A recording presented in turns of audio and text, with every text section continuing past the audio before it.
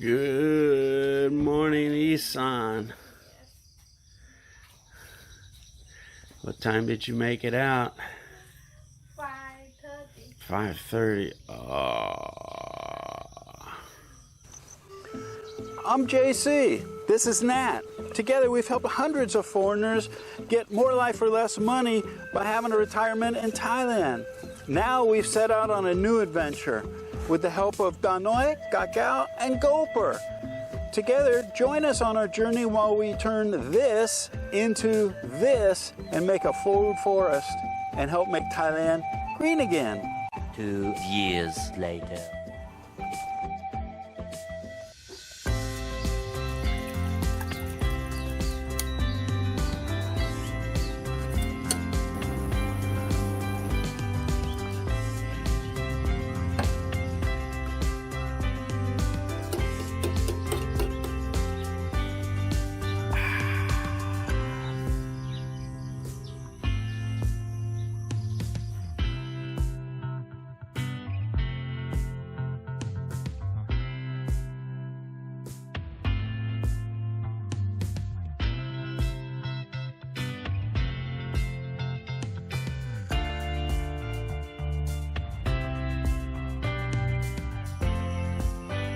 We're not too sure about this. Sun's coming up. Nat and I are trying out something new. Usually we don't get up this early because we stay up late doing work and stuff on the computer and things. But we thought we'd try something new, a new turn on life. Get more things done earlier before it gets hot. I hear the blackbirds. Not our favorite birds.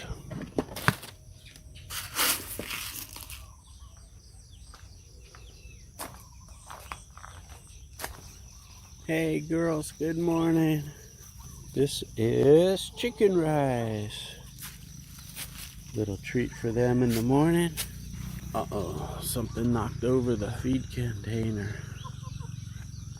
I have to check the eggs. We've been having a little bit of a problem. Ooh, look at this. Big centipede.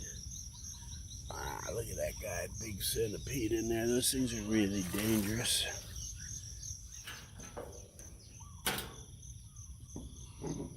No eggs yet.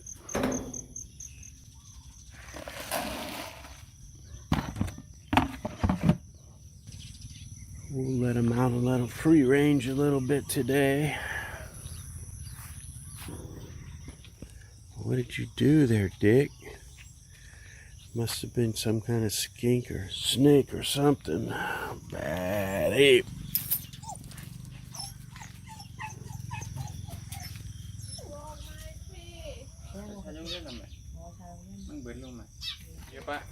All right. Have a good day at school. See you later.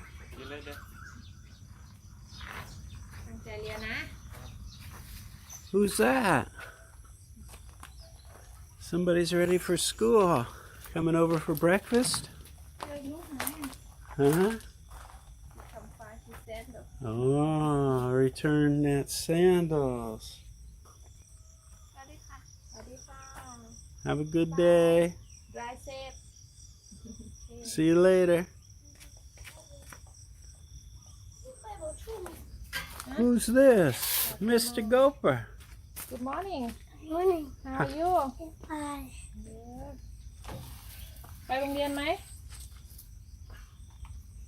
ฮะทำไม Why am I doing that? อ๋อปิดเหรอคุณครูบอกเหรอ Cô bảo ba. อ๋อ No school today? Teacher say no school. Take the bag, go home ตั้งแต่ yesterday already. Really? Yeah. So we have to go up all day? Go home to work today. ช่วยป้าทำงาน โอเค โอเค Nè. ปลูกผัก โอเคไหม Yeah, he's gonna. Chưa leo. He say he vegetable grow too. Wow, yeah. Cái lợn cười là. Gopher has his own little vegetable patch. แตงโม Tangmo, watermelon. Ba vâng. โอเค Đây này cái con là ba vâng. พาไปดู If you're wondering what these funny bags of water hanging here are, supposedly with all the eyes on houseflies, it scares them and it keeps them away. Doesn't seem to be working too well. And this bottle there is to hold our awning when it blows, when there's wind. Also, another thing that these plastic bags aren't scaring away is the weed eater in the morning, who actually cranks that thing up to start cutting food for their cow. This time of year you hear a lot of weed eater action. And not a big fan of these guys here. See the blackbird up there? They eat small chickens and stuff. Not a good thing. What did you say, Nat? Weed eater time. Yeah. Yeah, I was just talking about that. They get cranked up early. Breakfast time here. Breakfast time. All right. Another thing I wanted to mention that we're working on now is, I told you all before, we got the chickens moved into our chicken coop, our chicken condo. And before we got them moved over here, we had them in an old chicken coop over at Nat's mom's house while we built the condo, right? The challenge was, over there, we kept running into the fact that the chickens' eggs were missing. And I would see them and I didn't know, was a snake getting in there or the blackbirds. We have a lot of blackbirds and I've heard that they'll go after the eggs. But we were having problems losing eggs. Got them over here to the chicken condo and guess what? We're losing eggs again. So I'm like, wow, you know, it must be these blackbirds. They're probably pretty predatory and hungry. And so I had Nat make a scarecrow. So Nat made this scarecrow. Looks like JC, right? But we were still losing the eggs. And I'm like, something's wrong. I don't know if it's the birds or I've heard chickens will eat the eggs. So today I put a camera in to see what was eating the eggs. So I sat for a while, didn't see any blackbirds or anything, thinking I'm running out of battery power for the camera. So I went over and opened up, and guess what I saw? Two chickens. One had a yolk on its beak. The other one, I'm not sure what it was doing, if it was eating the eggshell or whatever. So I spray painted the backs of these chickens to mark them because they're going to be barbecued tonight. No, we wouldn't barbecue our chickens, would we? Not unless we got really hungry. But anyway, so what the deal is I'm going to make something in the nesting boxes to help resolve this issue. So let me show you how that's going to work. Now that I know that the chickens are eating the eggs, what I plan on doing is not getting bit by this fake snake. But the way I have this set up right now is with these plastic containers here that are the nesting boxes. And so what I'm going to do is take these and cut out enough for the egg to be able to roll through and out, and then keep these tipped inside there, push them far enough away from the exterior out here so it'll leave a gap of about 5 or 6 inches, and let the eggs roll out into a cushioned area on the back of this thing so that they're out of the harm's way from the two chickens that like to eat the chicken eggs. And that should resolve the problem, and I'll be letting you know how well that works. If we start doing this on a regular basis, which is our hope, get up early, start our day with y'all. I'm not sure how much dialogue there's going to be before I've had enough coffee to be coherent. One thing though, you put these fish in the pond in a containment or tilapia. And what's interesting is quiet as I am coming up here, they still hear me coming and they get excited. You should see how big these things have gotten now. See, there you can see they're getting excited here at the edge. Check this out. Watch, I'll throw them some food. Watch, you'll see how big they are. Some of these guys have gotten really big.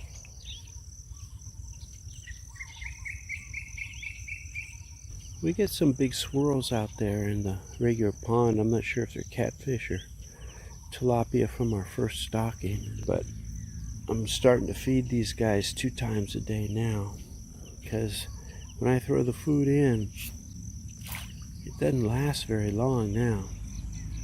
These guys are getting ravenous. You can see our pond now. It has a lot of vegetation around it. Our vertebrate grass. I forget, some kind of caladium I think those are over in the corner, but all of a sudden now we've got all this cattail in this corner. And what's cool about that is, see these yellow birds? Very cool. They're actually building these nests in the cattails. You can see them hanging in there. So these yellow birds seem to be really happy here. And even though these cattails are taking up a lot of real estate, we're going to go ahead and leave them. But we didn't put them there, they just showed up. And if you notice, over here we have a lot of the vertebrate grass. That's good for soil erosion, along with the wooddelia that we've got on the ground here. That's a ground cover.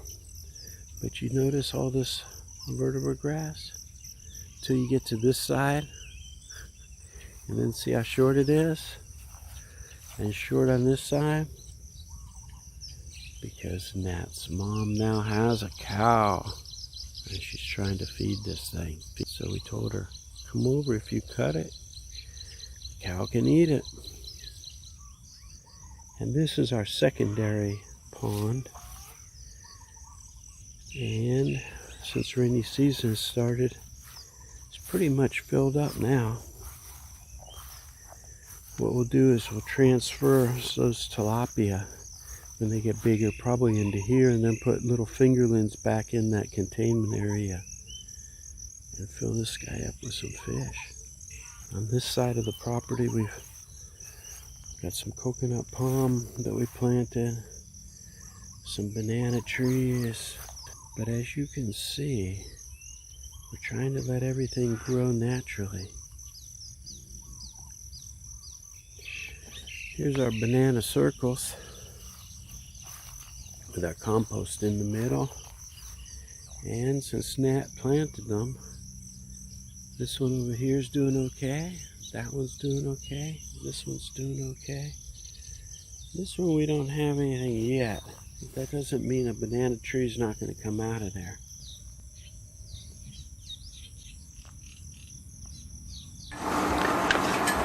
What's that sound? What's that sound? The air conditioning compressor. Mentioned before in a previous video that we were having problems with our solar. In fact, we were having to stay in town in a little room that we rent for storage because we have limited storage here. And so that was what the situation was. And I reached out to y'all to say, can y'all help? That was one thing. The other thing was with the bees over here, what to do with those. And we got a lot of helpful advice. And let me show you what I did to resolve, or temporarily resolve, my solar power issue. Okay, so here's our solar setup. We've got our 3,000 watt hybrid inverter, and that goes to the house, the 220 system. We've got 4 200 amp hour batteries, and the problem that somebody had mentioned, which we helped resolve, was the batteries. There was originally 2 batteries, and after almost a year we decided to upgrade, and so now we have 4 batteries. They're stacked on top of each other, and the problem was they weren't being balanced correctly. And so the weakest one would be where the whole system would shut down in the middle of the night because we'd be running now because of hot weather. The air conditioner and possibly a fan at dinner, stuff like that. So I originally bought a little balancer that was cheap, like 400 baht, and it came and it didn't do the trick. I had originally bought this 4-battery balancer, and then I canceled the order. It was from Thailand. Canceled the order to get the smaller, cheaper one, which was 10 times cheaper, and it didn't do the job. So when I went to buy the 4-battery equalizer, they didn't have it anymore, so I had to order out of China and wait for it. But it showed up. This is what it is right here, and I have it plugged in, and as you can see right now, if you watch closely, you can see like one battery going from 12.7 to 12.8 to balance it out, because the other ones are at 12.8. So this balances the batteries. And so this is working really good now. We're able to keep the air conditioning on all night and stay cool. And I just wanted to update you with that because we got so much helpful information, and this is how we resolved it. Now hopefully we'll be able to upgrade this in the future if we get some sponsorships, or I create some other kind of business opportunity where we can derive some income. I'll upgrade those batteries to LiPo batteries, which will last a lot longer, but they're really expensive. And so I don't know when that's going to happen, but for right now we're balanced out and it's working pretty good. So that's the update on our batteries and our solar system. And in closing, I just wanted to again thank everybody for the comments regarding our solar situation and the situation with the bees. And I've tried to find the comment, and I haven't been able to do it before I shot this, about somebody saying the type of bees these were, because I was talking about getting a hive or a flow hive to harvest the honey, but they said no, those bees are like transient bees, and they knew the Latin name for these and said no, these are going to just leave after a certain amount of time. And guess what? They were right. Check this out.